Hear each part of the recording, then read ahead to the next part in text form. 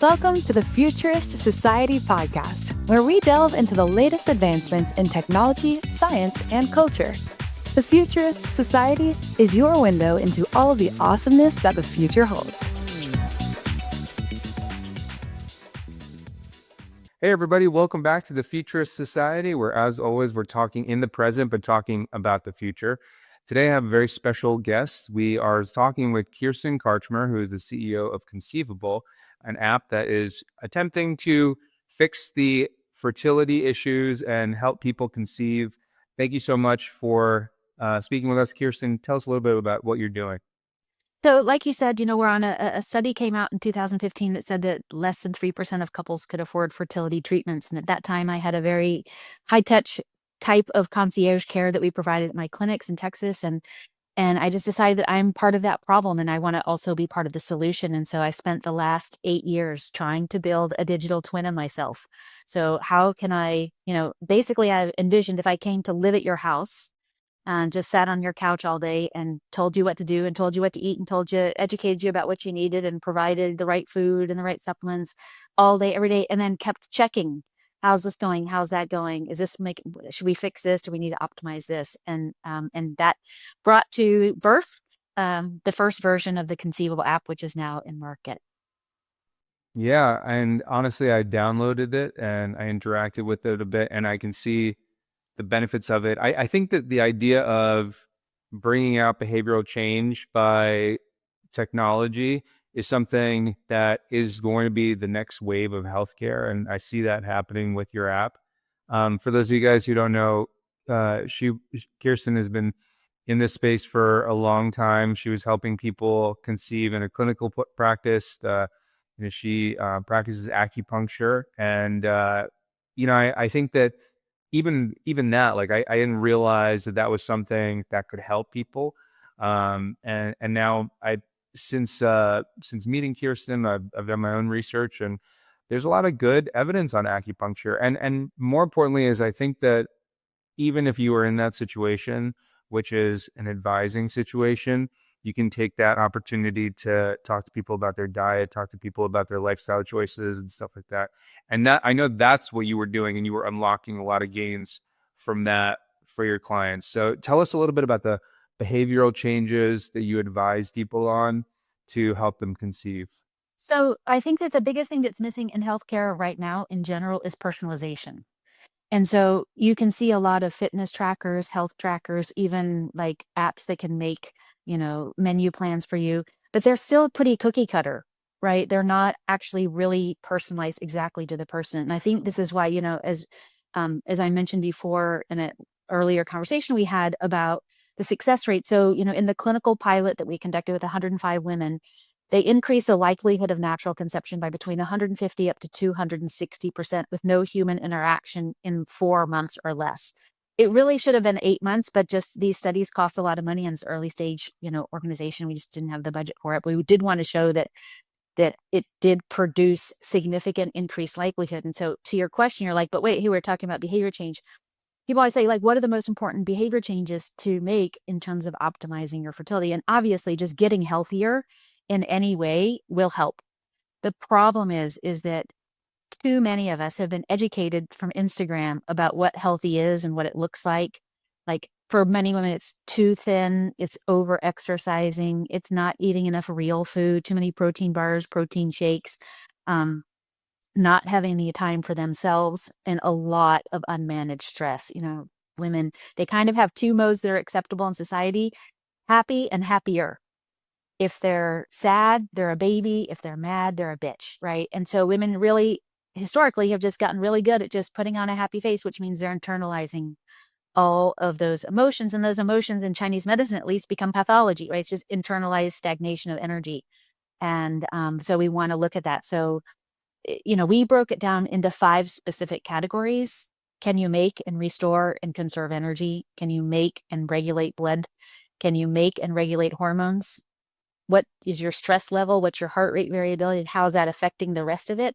And then temperatures, because that's a whole other conversation we pioneered, using basal body temperatures as predictive indicators of fertility outcomes, hormone levels, and things like that.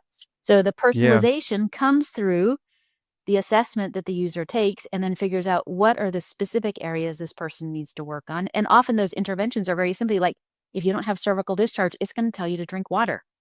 And that's probably the most important thing that person can do around improving cervical discharge. It doesn't need a supplement. It doesn't need, after a month or two, she's getting hydrated and she still doesn't have cervical discharge. This is a new revelation. Now the app needs to go in and figure out, well, I thought it was dehydration, but now she's hydrated.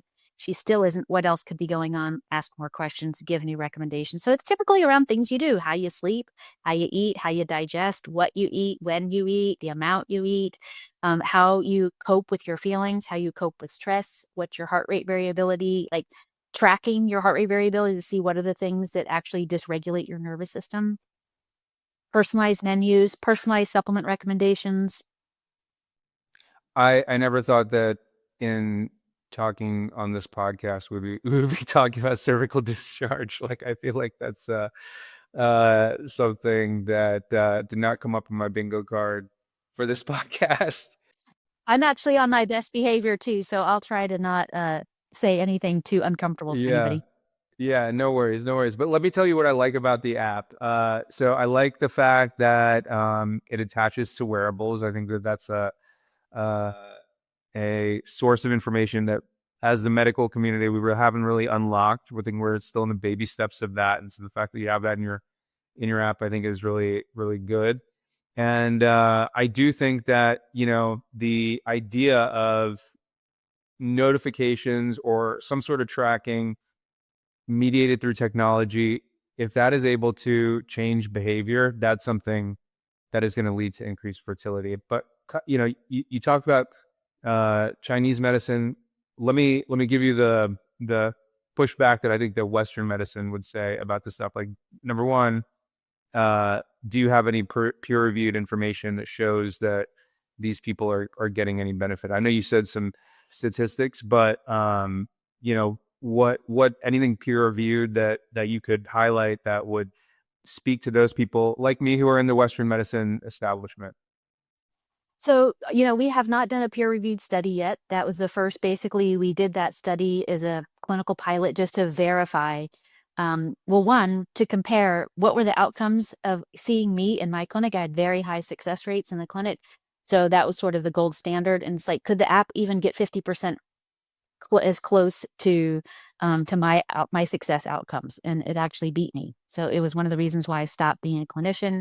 It's like, how can I charge somebody $5,000 to schlep up to my clinic every week, get acupuncture, when they can spend $15 a month and get better results? Mm-hmm. Like, kind of a shocker. There is plenty of peer-reviewed data, though, identifying the subclinical factors that we're working on.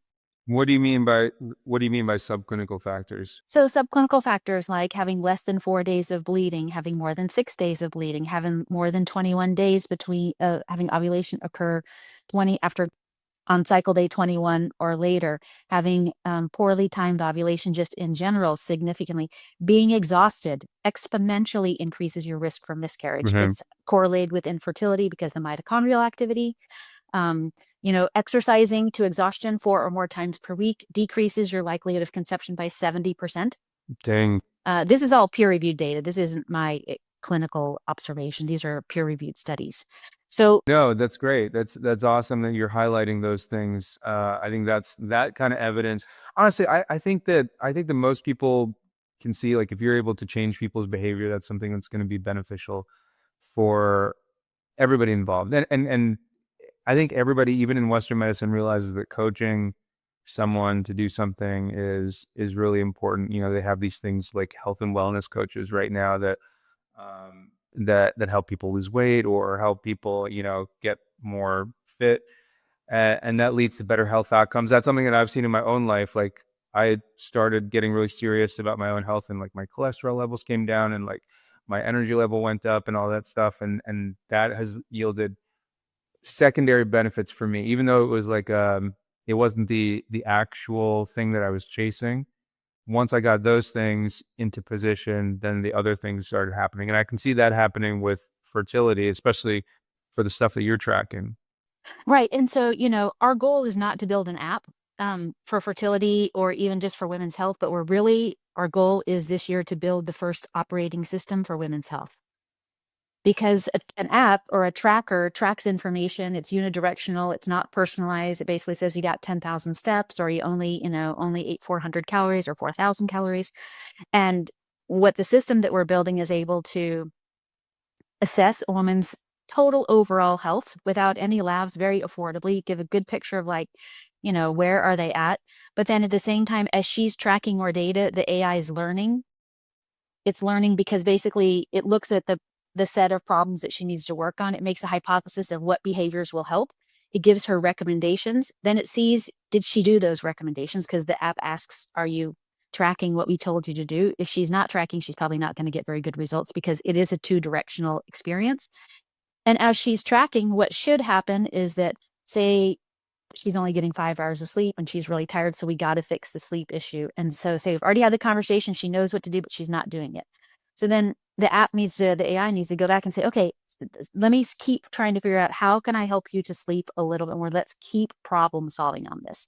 So the app is learning, oh, okay, X% of the people who are not sleeping enough, who have this specific problem that we make this recommendation to, they don't do it.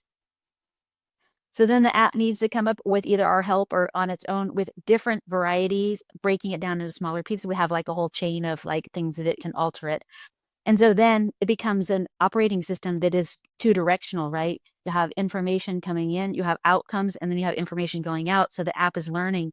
And then we're translating that across a whole woman's lifestyle because reproductive life cycle, because every single reproductive problem that a woman can have, specifically like PCOS, PMDD, endometriosis, there's so many others, but are the most significant predictors of the diseases that are likely to kill women: diabetes, heart disease, estrogen-dependent cancers, suicide, and stroke.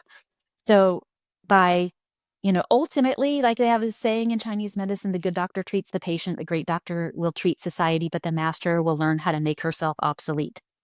And when I saw the study results that the app had actually beat me, first, I was really embarrassed. I'm like, how did the app beat me? I thought I was really, really good and it was better. But second of all, I remembered that saying and I was like, oh, that's step one of being obsolete. They don't need me anymore. They needed the system that I came up with and the interventions, but actually now I'm starting to become obsolete. And so ideally, if we can address women's health problems earlier, around their like period health and PCOS endometriosis, what we're hoping to prove is that actually by improving those behaviors, lifestyle, and factors that are contributing to those conditions, on the backside, we're reducing the incidence of those conditions as well. That'll take us 20 years to prove that, but that's the goal. Wow. Did you think about the operating system yourself, or do you have like a team of tech people that you're working with that you guys brainstorm this, or like how did that idea come about? It was my idea I'm the ideal person on this team, right? So it's like, I have an idea. My team is like, too many ideas. Okay. Way too many ideas. It takes us so long to build every one of your ideas. But, I just kept saying to my team, like, as we were thinking about, because people are used to using trackers and I think trackers are complete garbage. Like, I think actually they're quite injurious to women. They don't change the outcomes. There's no data that show that trackers actually change the outcomes in any way. And so as we were looking to try to position Conceivable, I was like, it's not an app. It's not a ring. It's not a supplement company. It's a system.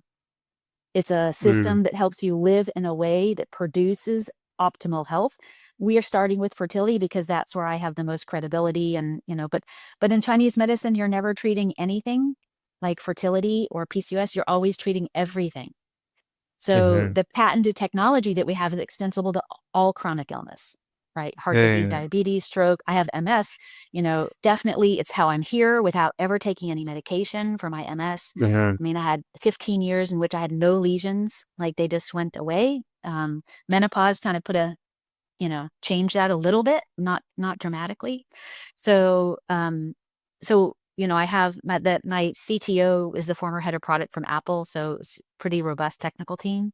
And at first they're like, no, we can't build an operating system. And I was like, that's what we're building.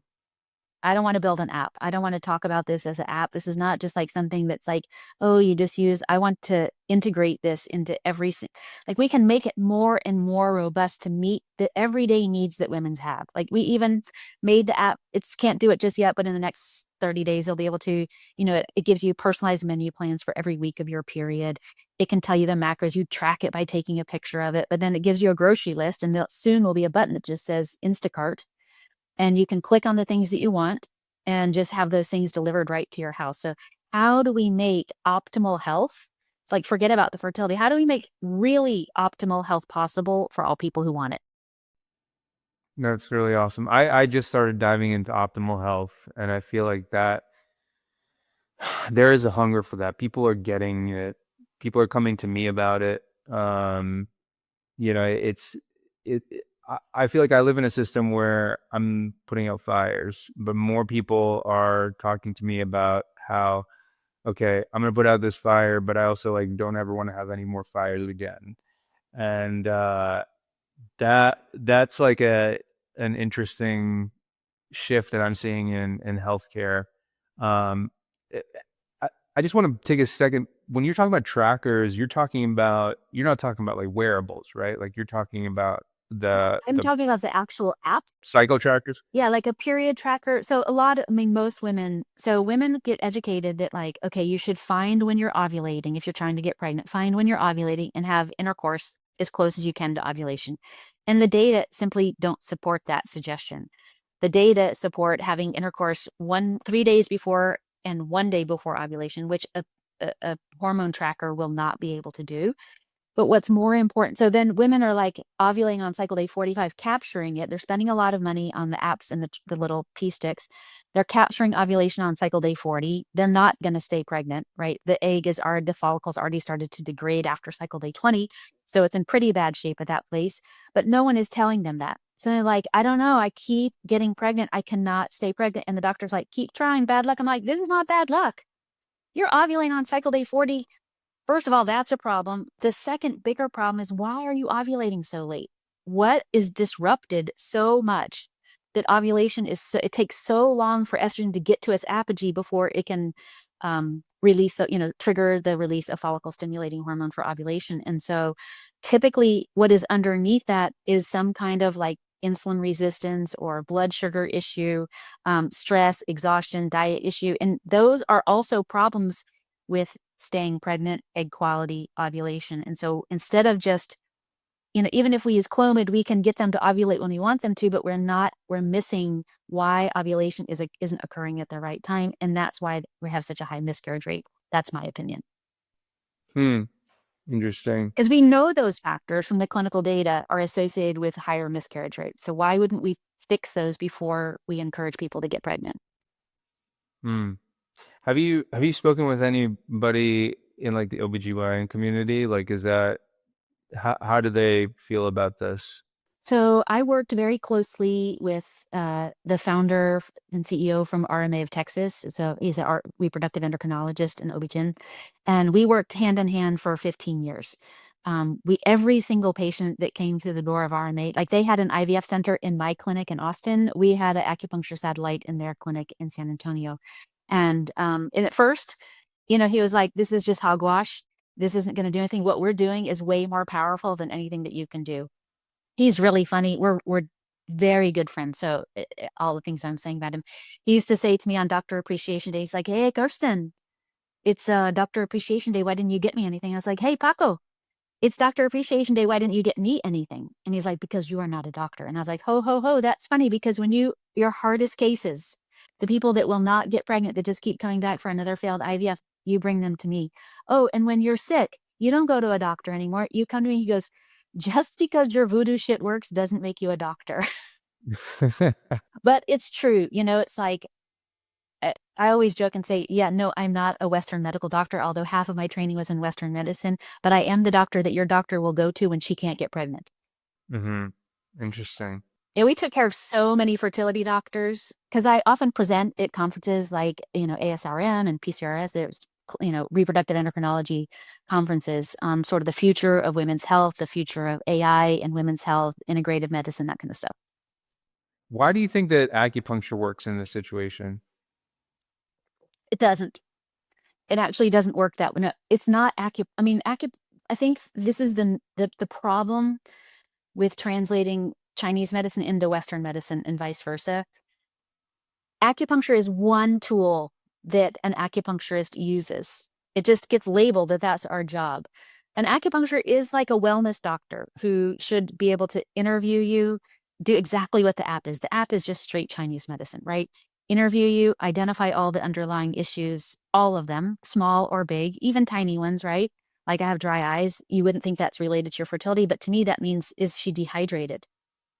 Is she estrogen? Do you have low estrogen? Like, what is that telling us? So looking at all those subclinical factors, mapping them as patterns, and then based on those patterns, breaking them down into their simplest parts and then treating them, like either with needles, with Chinese herbal medicine, with diet, with lifestyle, with behavioral health, with conventional like Western supplements, vitamins, and stress management. And so when you combine all of those together, it can't not work, right? If the acupuncture, the tool is just one of the interventions. How does acupuncture work? Like if you're going to acupuncture and you have 1 day of bleeding, the acupuncture is gonna figure out, why is there 1 day bleeding? Well, maybe there's a bunch of gut issues. Well, there are plenty of acupuncture points that it can improve specific gut issues once you determine what the underlying cause of the gut issue is. So an acupuncturist will use not needles for fertility because they don't exist, because people are not getting pregnant for 1,000 different reasons. And the underlying reasons for those reasons are 1,000 different. So the skill of the acupuncturist really comes down to their skill as a diagnostician, not as their skill with a needle. Yeah. Let me ask you a question, and this might sound dumb, but if it were a male issue, like if it was a reproductive issue stemming from something like that,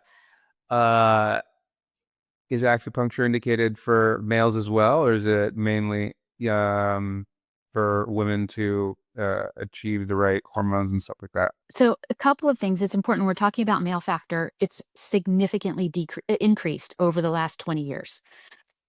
When I was first in practice in 1998 or whatever, a long time ago, male factor accounted for about 25% of infertility, and now it's a solid 50%.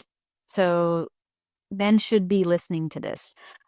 It's really important. And just like a woman's menstrual cycle is the best barometer of her overall health, every single thing that happens across the whole cycle can tell us something relevant. A man's semen analysis is also highly predictive of his long-term health. So poor semen parameters are associated with earlier onset prostate cancer, more severe prostate cancer, and recent studies, diabetes and heart disease. So when we see that men have poor semen parameters, if they have some male factor, if they have even if they have a varicocele or something like that, spermatocele, we want to do the same process, right? Why is the output of his sperm production problematic? Count, quality, morphology, motility, liquefaction. And so we have to figure out, well, why is that happening? So say basically like how liquid is the fluid, is the ejaculate? Sorry, I know we're trying to not embarrass anybody, but how it should have a certain amount of liquidity. And so that person might not need acupuncture. They might need to get hydrated or stop drinking so much coffee, which is dehydrating, or so much beer or alcohol. Like, it just depends on what's going on. But what I see in my own experience is that typically we have men who think they're really healthy. They go to the gym every day. They're drinking a big old protein shake every day. They're working out really hard. They work really hard. They don't sleep a lot. They're kind of making do with caffeine. They look good on the outside. And then we look at their semen analysis and like, whoa, your morphology is so bad. Morphology is the DNA of the sperm. You cannot make correctly formed sperm. So let's look at heart rate variability. Let's see how resilient your body is to stress. Let's look at the quality of nutrients that you're putting in. Let's look at, can you break it down and digest it? If not, what are all the underlying issues? Let's look at your sleep. Let's look at how much stress you have. How do you cope with it? How much are you exercising? What happens after you exercise to your heart rate variability? Like, is your exercise the right intensity and duration so that you're not pushing yourself into flight or fright, which is happening for about 90% of people. We interviewed 16,000 women last year. And our top question is like, what on a 1 to 10, what's your energy like without any caffeine or exercise for 2 days? And only 8% said their energy was 8 or better. 8%.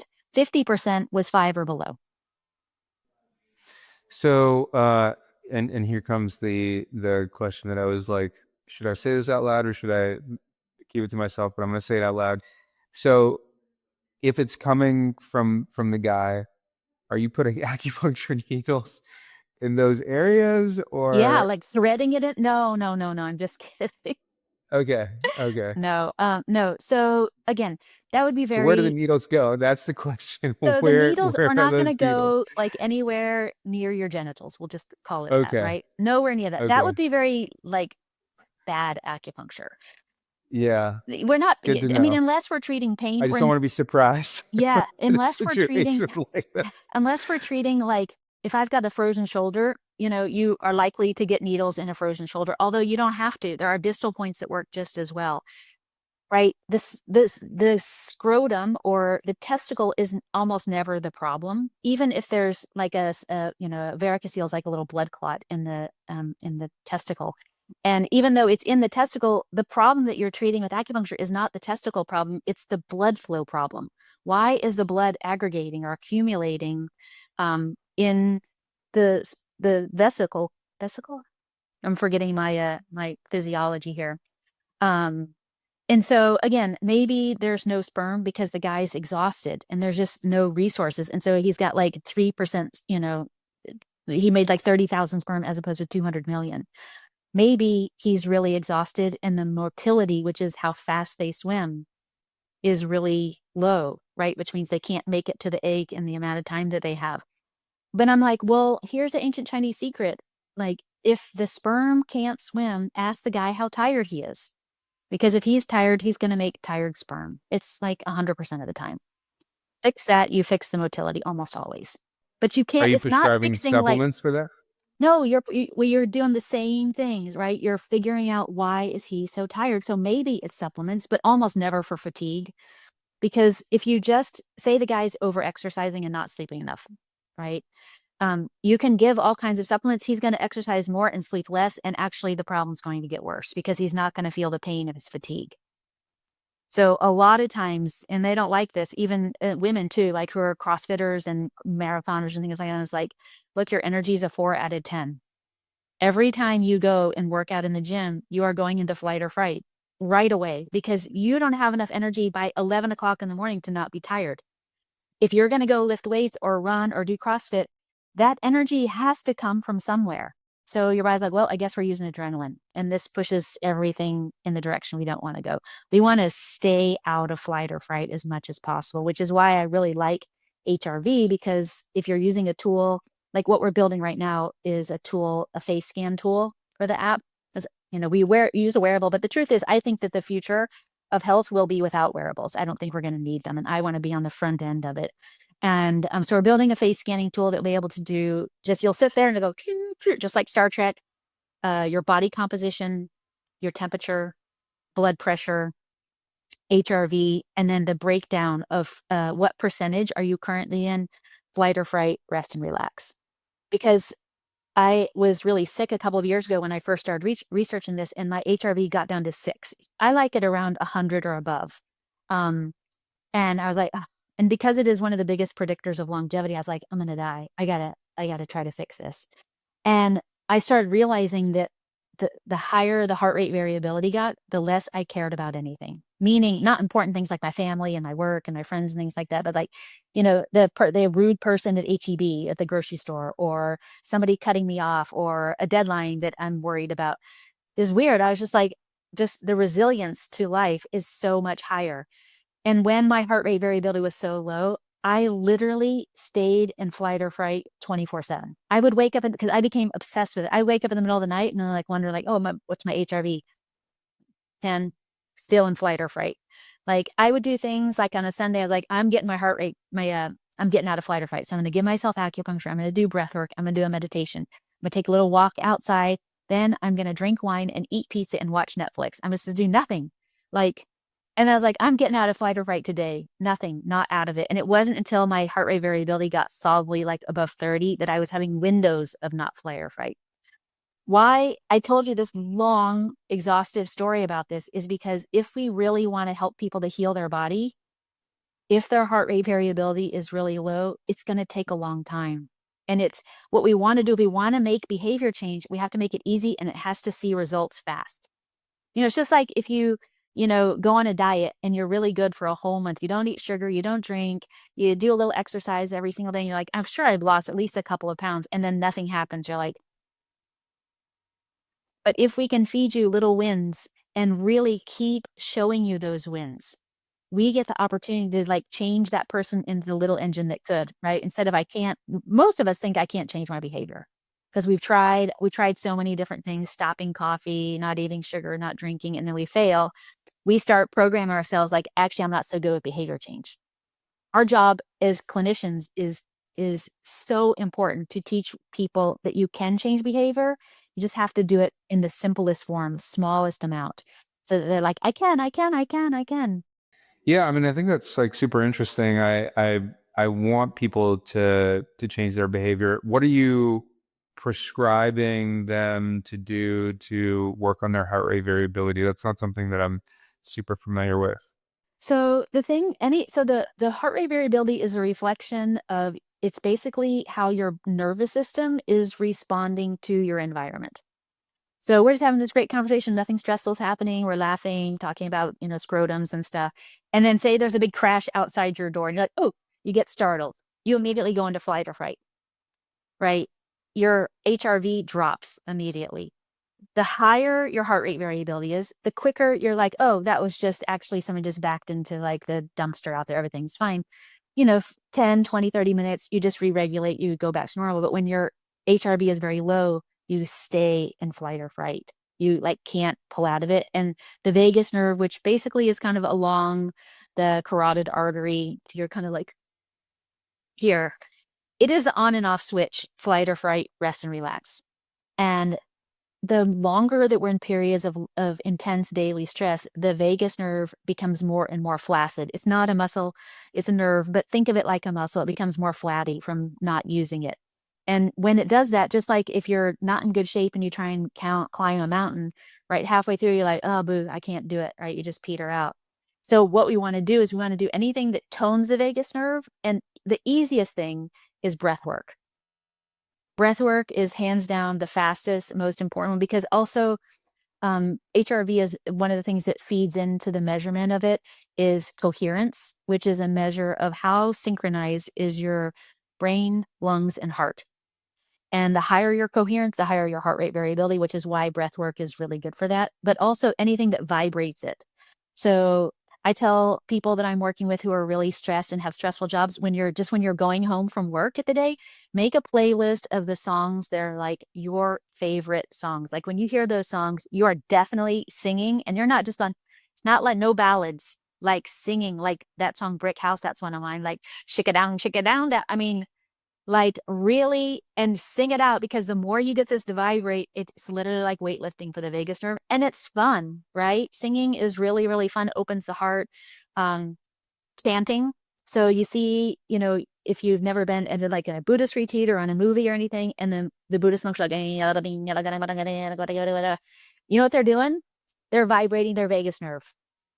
They're using mantras, right? But the way they're doing all these vocalizations are to cause more vibration of the vagus nerve to downregulate, downregulate, downregulate. Singing and then laughing.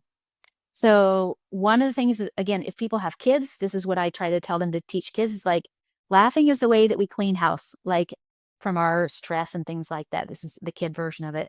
And after people eat dinner, you just say, after we eat, we're just gonna like clean house and just get rid of all of the stress in this whole house, and we're gonna laugh for 60 seconds. And you just put the timer on and you show the kids, and you start laughing like a crazy person. Like as if you're the person who's paid at Seinfeld recording or Saturday Night Live to be the laugher. And you laugh as hard and as loud and sort of from your gut as possible. The people who, if it's your kids or your partner is there, they're going to start laughing. You'll laugh at them. And then timer goes off and you're done. There are a lot of small things that don't have to be painful. If you're interested in breath work, there is a great book people can read called, I think it's called The Power of Breath, which is where I got first interested in how do we use breath work as a behavior change. That, I'm always like, what can we have inside the app that is extremely powerful and impactful that they can get from almost nothing? Are you doing that in your own life, the breathing techniques? Oh, I do it, yeah, twice a day. And can you just quickly run through like what are they? Like what do you do twice a day? So there's a guy on YouTube, and his page or whatever, his channel is called Breathe with Sandy. It's free. He's got about 50 different breath works from 10 minutes up to an hour. And literally, I just do different ones. I'm trying to get as much experience. So, like today is Sunday, I don't have so much to do as usual. So, I did an hour one.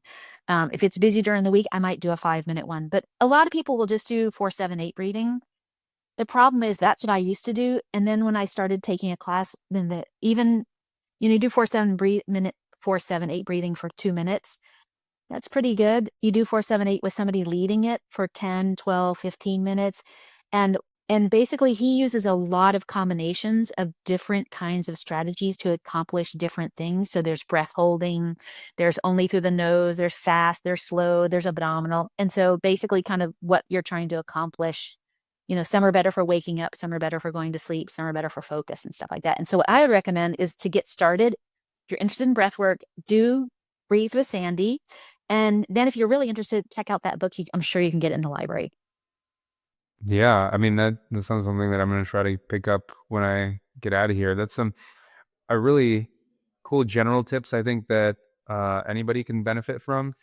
Do you have any more of those specifically, just that you're promoting in your app to increase people's overall health? Well, in our app, we basically built a therapist, um, and she's trained on tens of thousands of hours of me, like coaching our patients. But at the same time, we also trained her in cognitive behavioral therapy and compassion therapy. And in building her, she's the AI version of me, but in building her, I spent 5 or 10 minutes training her every day, right? Like talking to her and practicing doing therapy. And actually, it was incredibly beneficial. And there are a ton, like if you don't want to use the Conceivable app because you just like, only want to work on your mindset, there's a ton of really affordable like AI therapy apps out. And I would say try a few. And don't think of it as like, I need to solve my problems with my parents or, like go in every day and talk about what's worrying you. Like you can even do it with your GPT, like because on GPT has voice. I do it when I'm driving a lot. Think about like what's on my mind, even a little bit. Like this week, what's happening? What am I worried about? Like I'm writing a big patent and it's really complicated. And my patent attorney keeps saying, "Oh, but what's the mechanism?" And I was like, "I don't know. It comes from Chinese medicine. I don't think we actually really know the mechanism." It's really stressful. So I've been just going in and spending 5 minutes because again, everything that we're holding in, it just makes it stresses our bodies, it stresses our minds, and it keeps us from being free.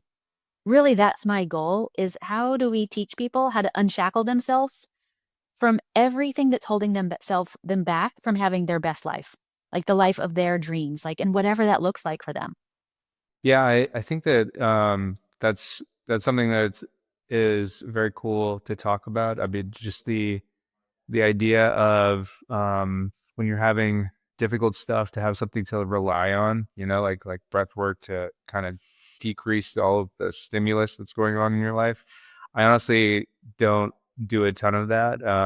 And so I'm actually this year trying to focus on mindfulness and doing things like that, which I think is helpful for anybody. Um, I think that there are certain things that Chinese medicine thinks about that Western medicine doesn't think about, right? One of them is this idea of breath work, mindfulness, doing some sort of like behavior to increase your overall health, whether that's like exercising or something like that. I think that Western medicine is now adopting exercise as a much more significant tool, but for a lot of it, it was like prescribing medicine, right? The counter argument to that, I think, is in Chinese medicine, they also prescribe a lot of herbal supplements. How do you feel about that stuff? Are you doing any of that? So I was like first and foremost an herbalist.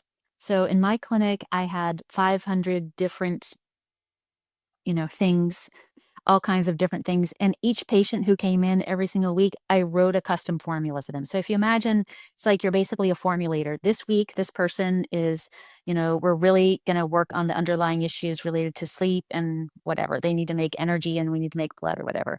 And then we would make those formulas for them. Um, then what happened is we opened another clinic in San Antonio, and we didn't have room, like it's a huge room, like it's a pharmacy basically. And so then I did an experiment to tincture basically. And when you're making a formula in Chinese medicine, you're making blocks. Like, this is for the main thing, this is the follow-up, this is to buffer any of the potential side effects. There's a few different steps. And so I thought, I'm going to tincture like the top 20 blocks that I'm just using a lot, because I saw thousands of patients. And ultimately we turned that into a professional line of supplements that probably 60% of the reproductive acupuncturists in North America use. They can be really effective. The problem is that Chinese medicine, herbal medicine, is very strong. It can kill you. There are many things in the Chinese pharmacopoeia that can kill you. And so you just want to be really careful about quality, and somebody needs to be prescribing it. There are some over-the-counter things, just like we have like NyQuil and things like that in Western medicine, that are perfectly safe for people to take for symptom relief. But in general, you want to be prescribing that. Like, we use 2 formulas for PMS and menstrual clotting pretty regularly. But apart from that, we kind of shied away from it because there's just a fair amount of liability, because they are really strong, and they do their best work when they're personalized and modified. So if you came in this week and we were working on X, well, in 1 or 2 weeks, some of those symptoms should start getting better. And then it'll start uncovering some of the next underlying things. And so you should be taking things out and adding stuff that's still not getting better, or modifying the formula. And that's where Chinese medicine, herbal medicine, really shines, in this ability to take a medicine for a couple of weeks, see how the body's responding, see what's getting better, seeing what's not, modify it, go to the next day. So you're continually peeling back the layers of the onion. Do you have any supplements that you recommend for conceiving, or for even for men, for that kind of stuff, like both male and female? So if people go to our website, you can go and take a quiz, and instead of like, what are the supplements for fertility for a male factor, we make you a formula. Because I'm a formulator, right? So it basically take a quiz, and then it'll make a pack of up to 8 supplements. The ones that are targeted for, not for fertility, but for whatever your underlying issues are. Say you're 38 years old and your FSH, which is a hormone that kind of measures menopause, is high, and you don't have any cervical discharge, right? So you're going to get all the like egg quality stuff, CoQ10, NAC, omegas, L-arginine, and versus somebody who's 24 years old who has everything's kind of working, but she's a vegan and she has 1 day of bleeding. She's going to get like some stuff to improve digestion. We have a vegan supplement pack, just so that the vegans are getting what they're not typically getting unless they're following their menus from the app.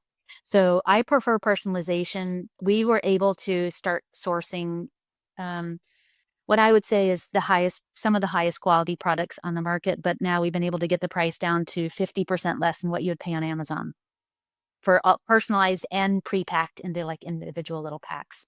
Wow, that's awesome. So then you have no more bottles, no more plastic, better for the environment, cheaper. That's awesome.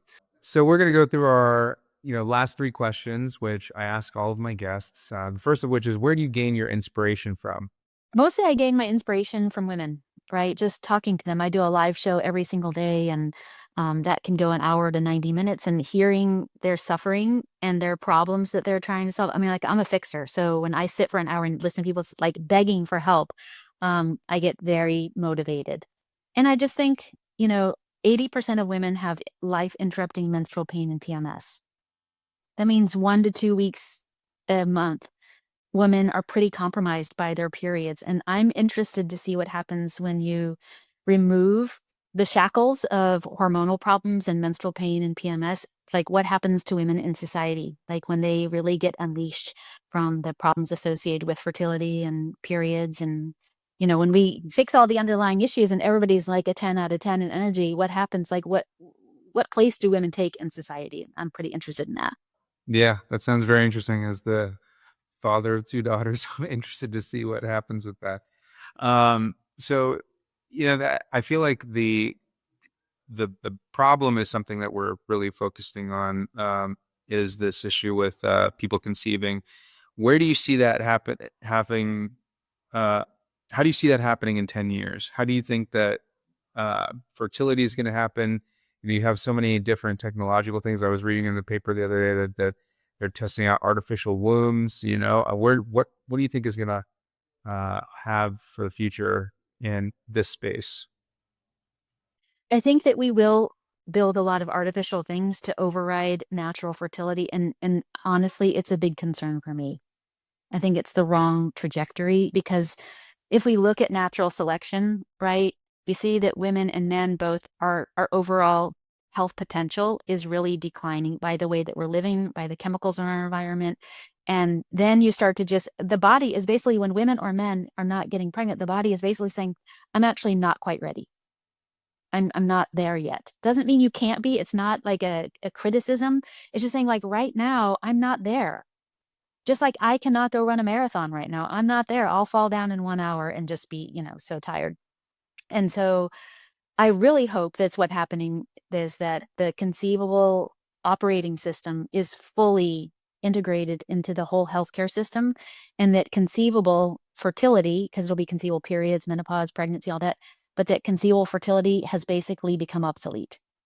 That we have actually fixed all the problems that cause infertility. Of course, there'll still be a need for IVF and IUI and things like that, but the need for what conceivable is currently doing today will no longer be there because we will have actually gotten to the underlying cause, which is more societal based, education based, resource based. And we'll start with the girls before they even had their first period. So Yeah, I have always asked 3 questions. I just want to have a follow-up question, just what you said. So we're gonna have 4 for you specifically.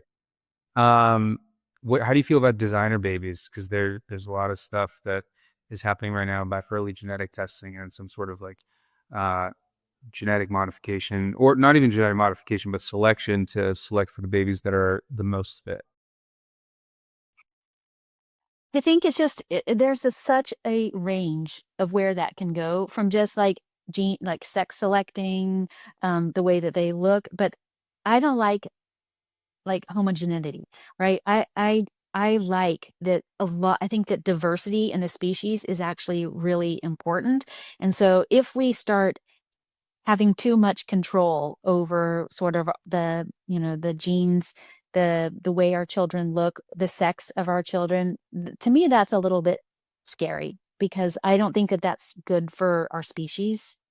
Um, because parents are not natural selection. They're just they'll pick what's sexy, right? Not necessarily, they won't necessarily select for kindness or benevolence or, it's like intellect, drive, power, and we don't need a society. We only need about 20 of those people. Yeah, that's a very interesting way to look at it. I like that. So last question, which is kind of more general. I am in medicine. I don't really like reading about medicine in the news and stuff like that. I like reading about other things. And there's technological breakthroughs that are happening in all sorts of different fields. And so I'm sure there's other stuff that you're following outside of your own field, just because it interests you. And like mine is robotics. It's something that I can't wait for. We have our first in-home robot that washes our dishes and folds our laundry and stuff like that. So every robot video I see, I click on. What about you? Outside of your own field, what are you following that you just can't help yourself? Well, I am really interested in the technology around using AI. Like, a colleague of mine is building an AI company that they're basically able to use AI to read breast images. And they just got FDA clearance because they were able to validate that they can identify breast cancers 5 years earlier. It's in my field still, but I'm not a cancer specialist or, but that is a really exciting use of AI to me, because think how many lives they'll save, right? By identifying it's before in situ, it's so nascent. And again, and the other thing that I am actually quite obsessed with is heart rate variability, even though it is what I'm working on, but that's what I'm reading about the most right now, because that metric is I mean, just what I encourage you to do is just like every patient, just have them come in and there's an app called Welltory, and you could just get and you could just put it on people on the phone, just say, let's check your heart rate variability. And, you can see like, oh, wow, your heart variability is 18. I can give you all the medicine in the world. I can do everything, but it's like, we're going to stay the same, right? It's going to be really hard to make progress. Yeah, no, that's really an interesting application of AI. It's something I'm following as well. But listen, thank you so much for coming on the show. We really appreciate it. It is always nice to speak with you. And thank you so much to everybody out there who's following us on a regular basis. If you could like and subscribe, that would really mean a lot to me. And also, most importantly, for those of you guys who are following us on a regular basis, we will see you again in the future. Thanks, everybody. We appreciate you taking part in today's episode. Take this chance to reimagine a better future by joining a community of futurists who strive for a remarkable world. Be a part of this growing network and contribute to making the world a more positive place. Visit thefuturistsociety.net and subscribe to the show so you don't miss a drop of hopeful futurism.